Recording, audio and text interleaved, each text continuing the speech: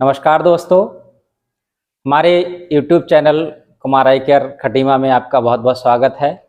आज हम इस वीडियो में कैटरेक्ट यानी कि सफ़ेद मोतिया के बारे में डॉक्टर प्रदीप कुमार, जो कि एक्स मेजर AMC से रह चुके हैं, उनसे चर्चा करेंगे।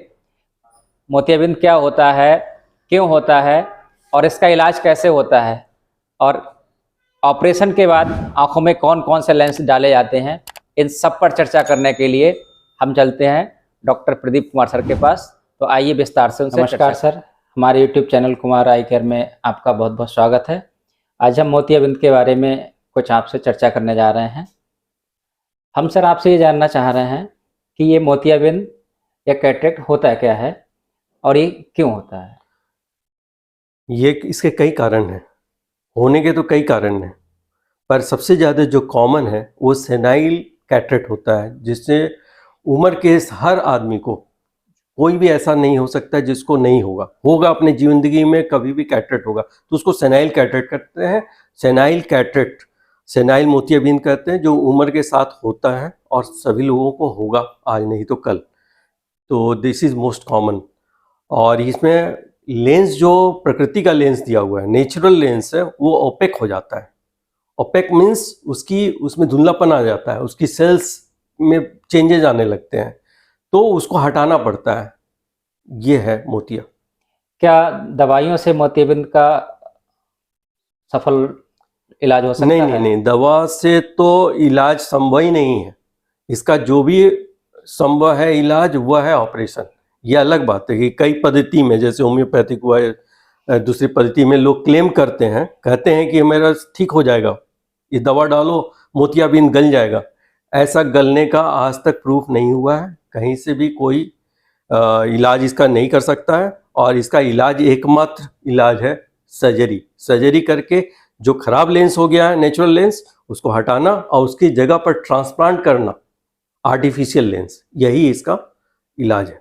सर, ये समय पर मोतियाबिंद का ऑपरेशन नहीं कराते हैं, उनके लिए, उनकी आंखों के लिए क्या नुकसानदायक हो सकता है?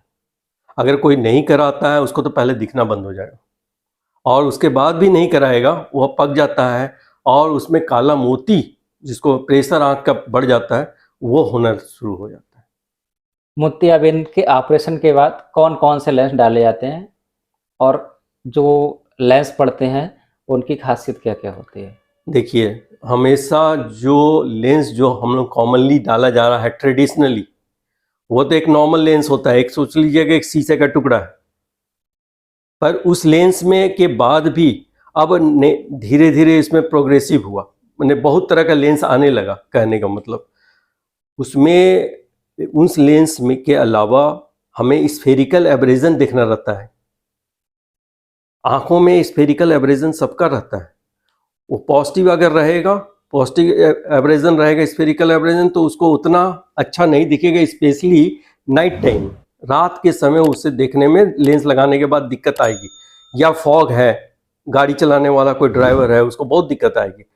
या कोई बूढ़ा आदमी भी है, अगर आंगन में निकलता है रात के समय पेशाब करने या कोई काम से निकलेगा, तो उसे तुरंत गड्ढा है या सीढ़ी है वो नज़र नहीं आता है।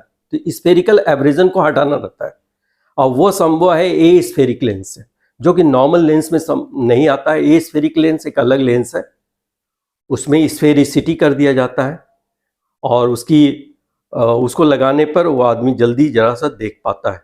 एक तो स्फेरिकल लेंस हो गया।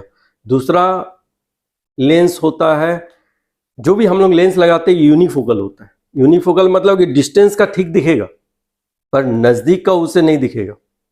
नेचुरल जो भगवान का दिया हुआ लेंस है, वो उसमें नज़दीक का भी देख लेता है, दूर का भी देख लेता है। पर वो खराब होने पर जो आर्टिफिशियल लेंस लगाया जाता है, उसमें नज़दीक का और दूर का अलग अलग फोकल लेंथ होता है। तो दूर का तो देख लेता है, पर नज़दीक का देखने के लिए उसे ऊपर से चश्मा लगाना पड़ता है, नज़दीक का जब भी देखे।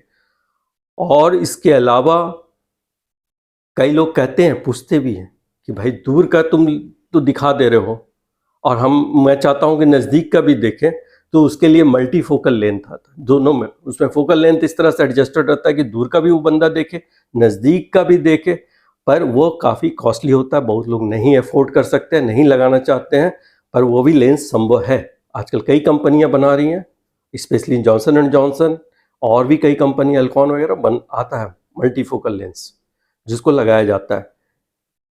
एक लेंस होता है टोरिक, आपने नाम सुना होगा टोरिक लेंस। और टोरिक लेंस क्यों लगाया जाता है? क्योंकि कोई भी ऑपरेशन होगा तो उसके कॉर्निया का कर्वेचर चेंज होता है। अगर पहले से उसको एस्टिग्मेटिज्म, उसका सिलेंडर है नंबर, तो वह सिलेंडर बढ़ जाएगा या घट जाएगा? तो यूजुअली बढ़ता ही है, वो ऐसा इंसिजन वगैरह देने पर जरा सा बढ़ता है, तो उसको सिलिंड्रिकल लेंस लगाने की जरूरत पड़ती है। अगर वो सिलेंडर लेंस नहीं लगाएगा तो उसको चश्मे की बहुत आवश्यकता होती है। दूर का देखने के लिए भी क्लियर अगर देखना चाहता है तो उसको सिलेंडर लेंस, अगर किसी का सिलेंडर ज़्यादा है तो उसको टोरिक लेंस लगवाना चाहिए। पर टोरिक लेंस में के अलावा आजकल एक आया है एक्सटेंडेड आईओएल, मतलब वो इंटरमीडिएट डिस्टेंस का देख लेगा, नियर का तो नहीं देख सकता है, पर एक्सटेंडेड उसके लिए तो चश्मा जरूरत है। पर एक्सटेंडेड मतलब कोई ड्राइवर है या कंप्यूटर में कोई काम करना चाहता है तो वो नज़दीक का चीज़ उसे ज़्यादा अच्छा से दिखेगा। उसके लिए एक्सटेंडेड आईओएल है जिसका फोकल लेंथ इस तरह से एडजस्ट रहता है कि वो बीच का हिस्सा देख सके। और वो जॉनसन एंड जॉनसन का आईहेंस लेंस आता है, वो काफ़ी पॉपुलर है, लोग लगवाते भी हैं। और किसी का सिलेंडर ज़्यादा है तो आईहेंस टोरिक आईओएल भी आ गया है, ताकि दोनों को न्यूट्रलाइज कर दिया जाए तो उसको डिस्टेंस का भी काफ़ी क्लियर हो जाएगा। तो इस तरह का कई लेंस है। एक येलो लेंस भी आता है। येलो लेंस इसलिए लगाया जाता है कि उसमें उम्र के साथ हर आदमी का मैकुला में जो हम लोग सोचिए रेटिना पर्दे का तारा है वो खराब होने लगता है।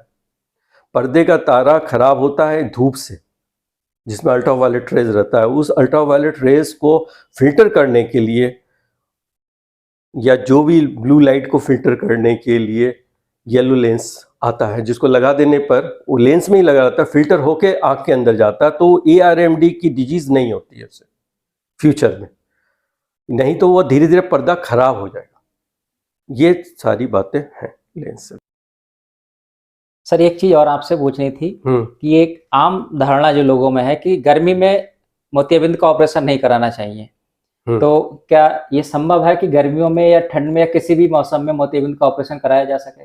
ये मौसम, किसी का मौसम में, किसी भी मौसम, गर्मी हो ठंडा हो, इसमें आप आराम से मोतियाबिंद का ऑपरेशन करा सकते हैं। इसमें कहीं किसी जगह नहीं लिखा हुआ है कि गर्मी में नहीं करना है। ये मीथ है, ये लोगों का ये बन गया है धारणा कि गर्मी में कराएंगे तो आँख खराब हो जाएगी। ये उस जमाने की बातें हैं जिस समय बहुत बड़े छेद से ऑपरेशन कराया जाता। अब तो फेंको का जमाना, छोटे छेद से 2.2 मिलीमीटर के छेद से हम लोग ऑपरेशन करते हैं, तो उसमें सवाल ही पैदा नहीं होता कि खराब हो जाए।